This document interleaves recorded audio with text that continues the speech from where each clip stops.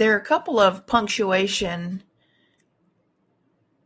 issues or questions that can be confusing in APA writing. Two of the most common that people get confused with are how many spaces after a period and the old Oxford comma or serial comma. So let's talk about those two in this video. First, let's deal with spacing after a period.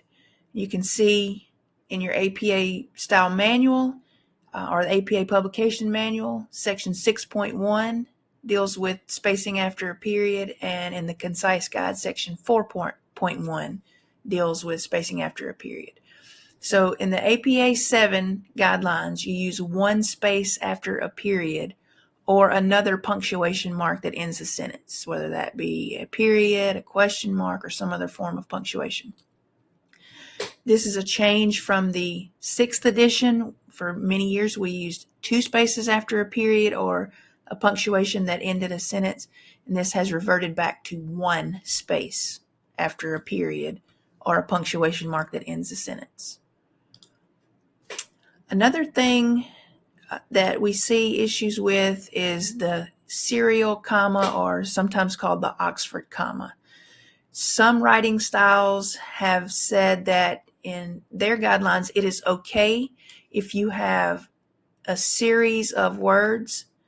It is okay to leave this comma out before your conjunction that connects those words, or if you have a series of phrases, it is okay to leave this semicolon out in the sequence that connects those phrases.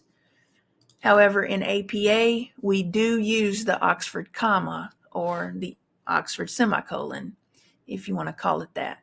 So if you have a series of words or phrases that link together with a coordinating conjunction, you do use the Oxford comma or the serial comma. Let's look at this same serial comma in lettered lists. So again, here's our original, just a couple of words linked together with a coordinating conjunction. Also, if we have lists again that require a semicolon because of length, or that they already have commas inside the phrases, we also use the Oxford comma or the serial comma. Also, you can see lettered lists here.